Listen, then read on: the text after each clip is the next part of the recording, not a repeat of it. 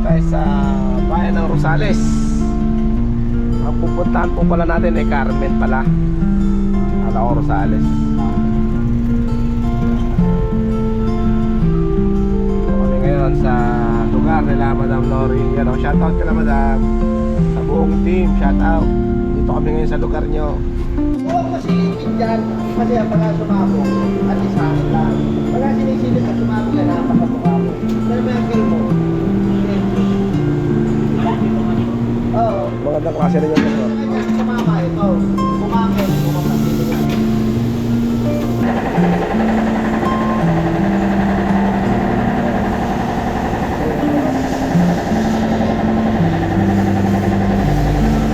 Malakas sa gulong.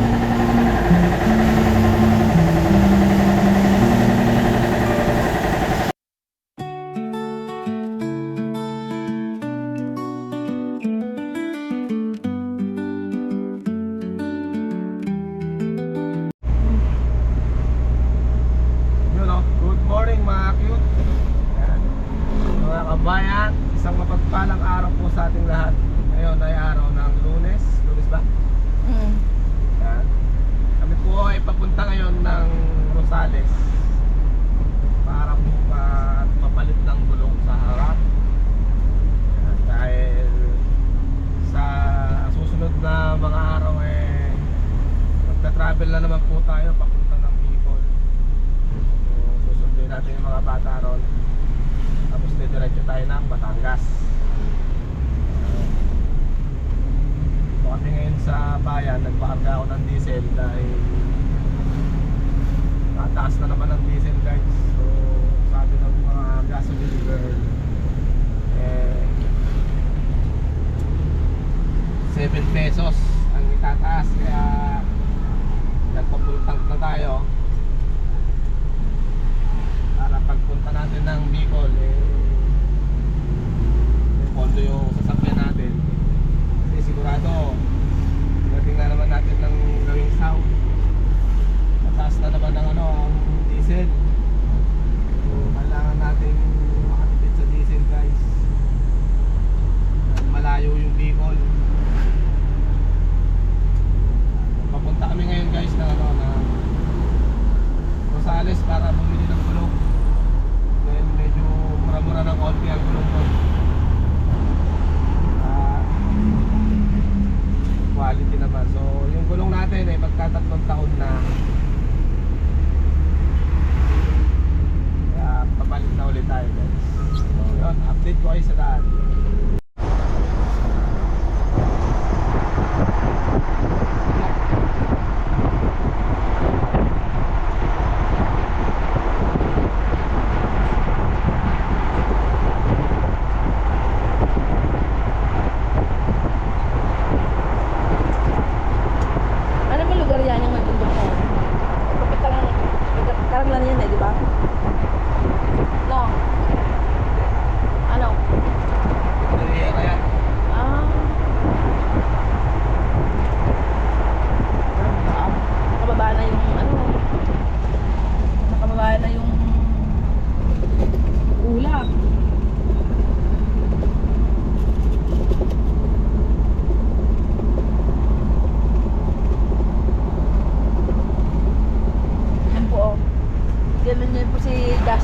Ginawa hindi kumain ng chicharon. You know?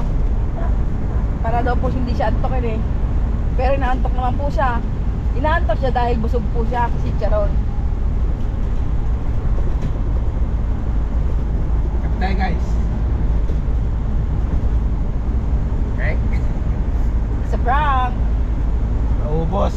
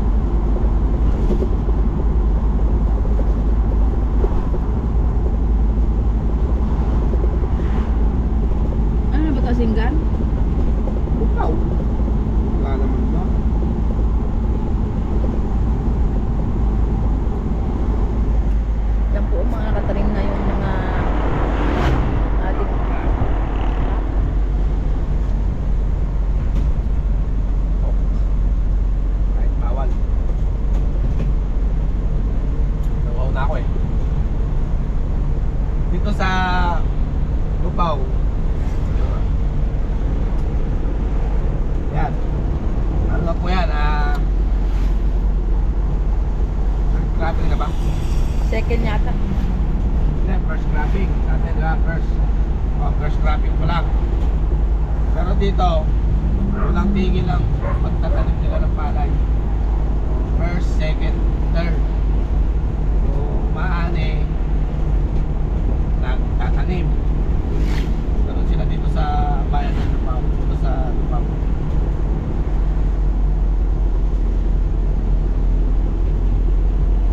Oh, di ba na kaya? Asin din ako dyan.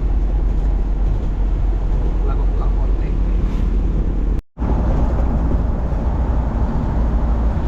Dalang bundok para kang nasa New Zealand.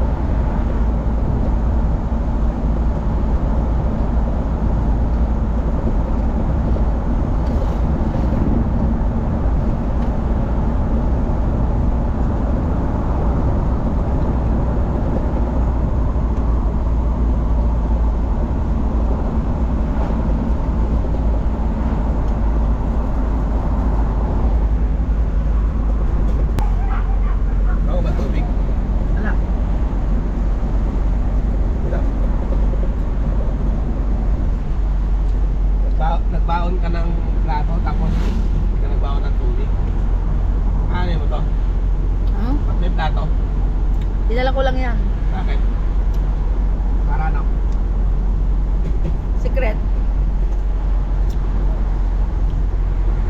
Ito tayo guys sa ano? Lupao. Sa palabas na tayo ng ano? Bayan ng Lupao.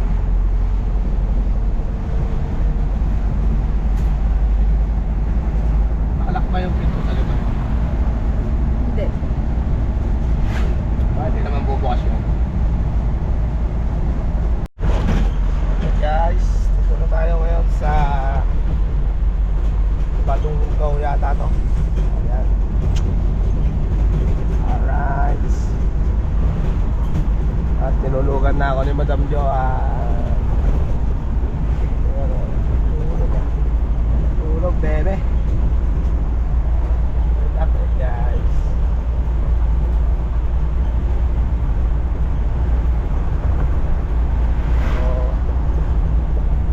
Ito yung Balunggaw, bundok ng Balunggaw guys. Shout out sa mga taga Balunggaw dyan. You know, nandito kami ngayon sa inyong lugar.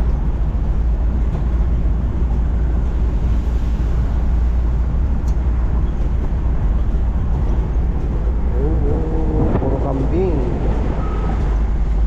Uy, yung ginagawa ang ginagawa. Nagawa na naman yung tulay dito.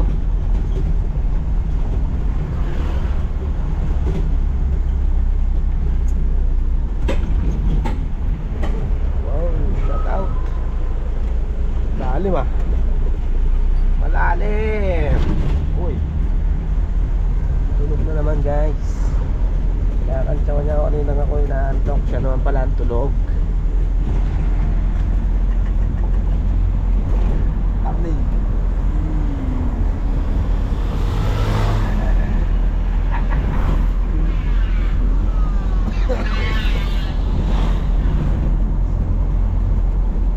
Hello guys. Ito yung tulay na ginawa noon na napakatagal. Audio. Ayun yung ano, yung bundok na Balunggaw guys.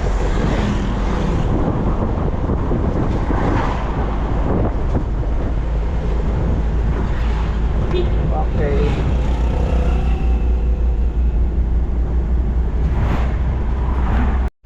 Sige po, dito na tayo sa bayan ng Rosales. Ang pupuntahan po pala natin ay Carmen pala. Kala ko Rosales. Ito kami ngayon sa lugar nila Madam Lori. Yan o, shoutout ka na Madam. Sa buong team, shoutout. Dito kami ngayon sa lugar nyo. Yan. Alright. Fiesta pala rito. May mga banderitas. No? CSI Rosales.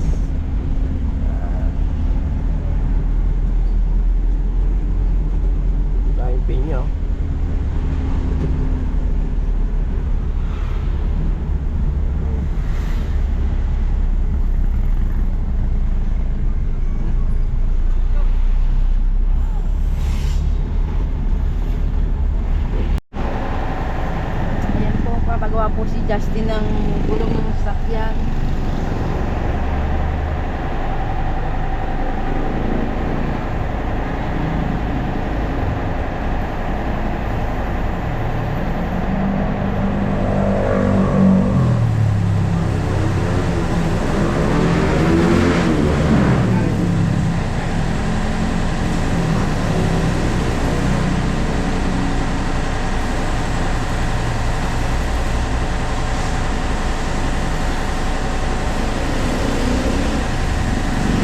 Guys, wala na yung dating ano 3.8. Ano tayo magawa? Dito na tayo eh. Sige.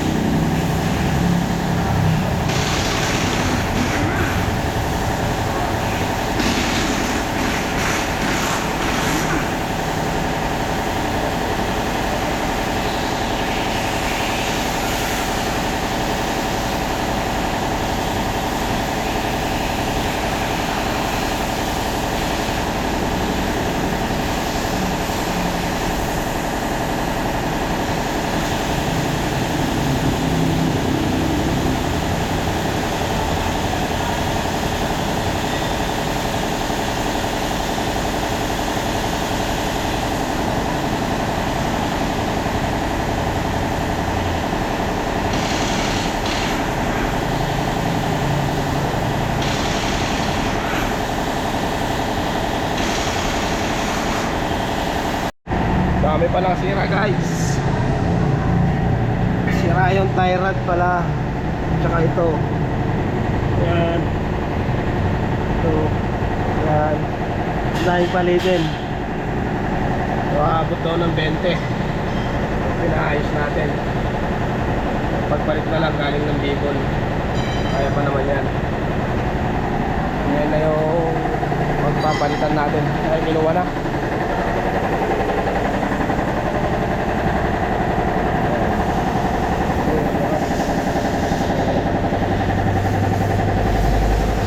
Malakas sa gulong.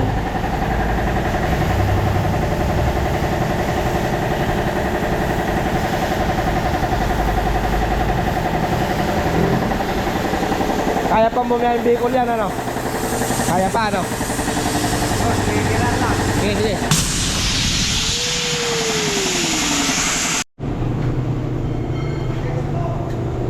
Ha?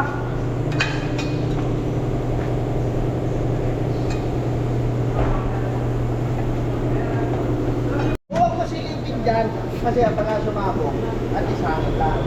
Pagka sinisilip mo, sumabog yan, hapas sa mukha mo. Pero may angkel mo, medyo. Oo. Magandang klase rin yun. Sa kanya, sa mama, ito. Pumangil, pumapasilip yan. Pero ilang tahi lang yun, konti lang. Hindi, di ba? Okay pa. Hindi na yung siya. Na?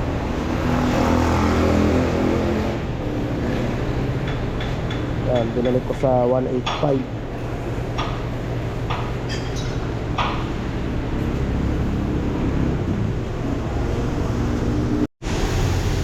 Hindi mauuputan. Kaya yun, kaya natira yung gitna ano.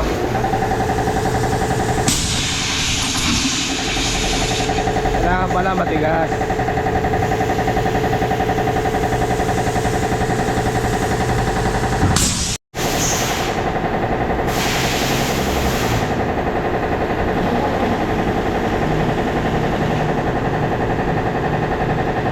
Liit ah. Liit.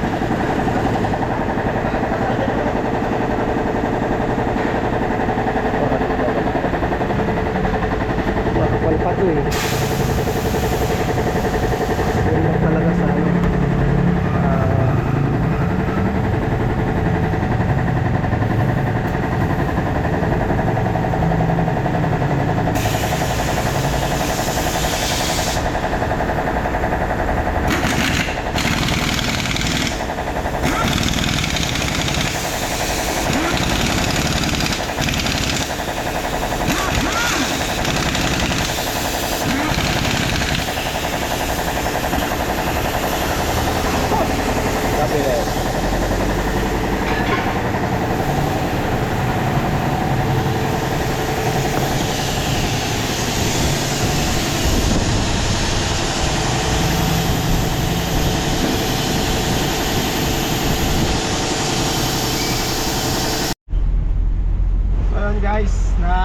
natin, naipakabit na natin yung bagong gulong.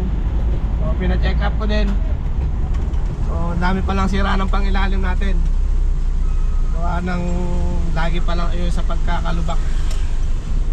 Siguro nung punta tayo ng Bicol noon, pina-check ko lahat. Dahil sira lahat ng pangilalim ng harapan, tire din, center post,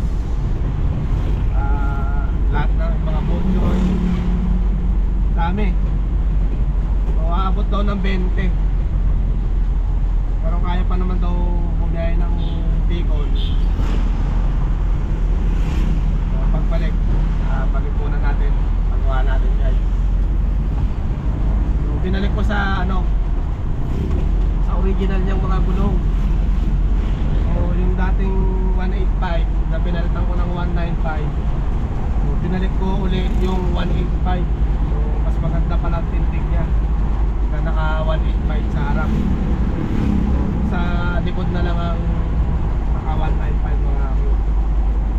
So mas gumaan siya, mas gumaan manakbo yung na talagang ang original talaga ng L300 guys ay 185 14. Yan. So naglaki lang ako ng gulong nung nakaraan. Natatlong taon na to eh, yung gulong natin na pinalitan. Yung pala yung nasa likod. Bali itong sa harap, pangatlong palit ko naman ito, pangalawa. Pangalawa yan. Pangalawa, hindi, pangatlo na. Pangatlo. Yung una, bali nga, yun nga, kasi nga malakas sa gulong sa harapan. Nga dahil may tama pala lahat yung pangilalim natin. Nakukuha daw yun sa lubak. Yan daw talaga ang issue ng L300 sabi nila. So, marami na daw silang ginawa dyan na ganito. So sabi nila sa akin, more or less 20k ang papasok dyan pag pinagawa. Pag kailangan daw, ginagawa ko, kung konti ang sira, mababa sa 20. Pero kung marami pang sira, kasi hindi na, wala maalos yung mga bearing. Alam mo, kasi pinagpapalitan ko ng mga bearing to eh, kaya walang alog yun. Dahil lagi ko naman nililipak to. Kaya lang yung center post natin, talagang may tama na. Tapos yung mga tire din, tama na, kaya malakas sa gulong. So isipin nyo magkano ang gulong. Ang pinag-gulong ngayon, nag-3.8 na lang para medyo matipid ng konti. Kasi nung nakaraan, puro original din yung kinakabit ko, 4.5 yung isa. Yun nga, na taas din maputbol. So yun pala, may tama pala, kaya pala ganon. So hindi kagaya kasi sa truck guys. Sa truck kasi kaya inalog ko gano'n, alam ko na agad yung sira niya. Kingpin lang agad sa truck. So ito pala ang dami, halos lahat ng ilalim na ako nagtalat sa sa harap. Hindi kagaya sa truck, I-beam lang, kingpin, drag link, okay na.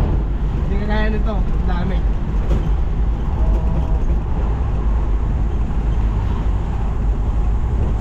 Kaya ko yan ito. Kaya lang wala akong pang level eh. Pag tayo yun, naikabit na natin yung bagong gulong natin. So ready na tayo sa biyaheng Bicol. Next day, tama ba? 23 ngayon? 23 ngayon no? 26 or 26 pa tayo ba? 26 or 27 guys. Travel namin ng Bicol sa Albay, Pulangge. So abang-abang ulit guys. Baka mag-live ang Sarakit TV doon guys. Baka mag-live ako doon. So may signal naman doon eh.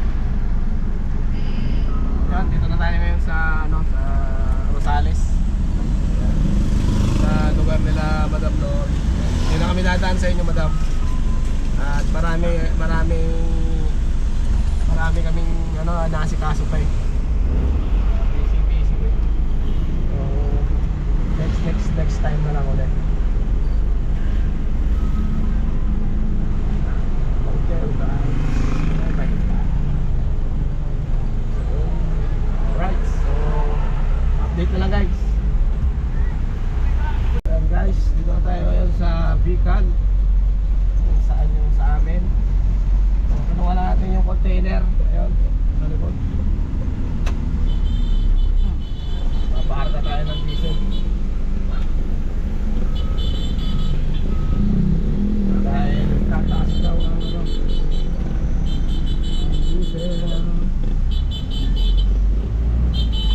So, magpapapull tank na tayo. Tapos kakarga na tayo ng isang container para babaunin natin papunta ng Bicol. Babaunin natin papunta ng Bicol guys. Kasi mamayang gabi raw tataas na ang crudo. Sayang pa yun. Ano, 5 daw ba o 7? 5 piso. 5 piso. 5 peso. Sa isang litro. Kukonsumo tayo ng pagkalimbawa 55. Nailayo yung Bicol. Nasa 10,000 ang konsumo natin doon guys. Pera pa yung RFID natin pala. Download tayo ng bali sa Smith 3K sa Easy Trip tapos sa Easy Swift. Yan, 3K nila para Skyway na tayo dadaan. Yan tayo dadaan ng Pasay or ng Makati yung nangyari sa Pilan. Skyway, then Alabang, diretso na.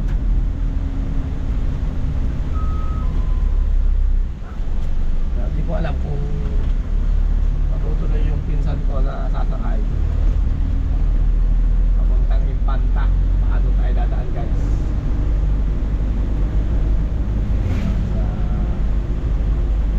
Impanta, hindi ko kami sa atin daan to, pero tuturo daw niya.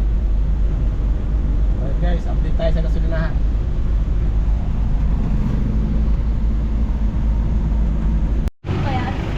Mas buwan mo.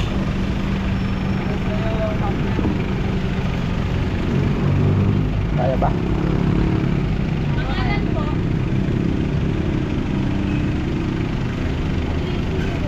Ha? Sibo? Ah. Ano dito ang pangalan? Ito na lang, plate number ko na lang. Sa'yo, kaye. Sting.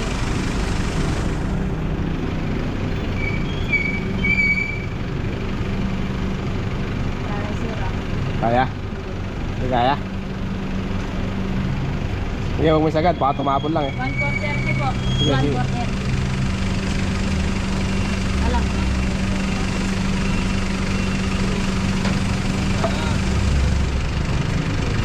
Okay ka daw. Tapos yan, pupuntahin ko ba yan?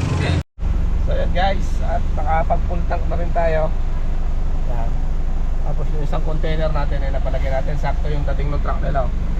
Yan, magtataas na ng diesel. Tama.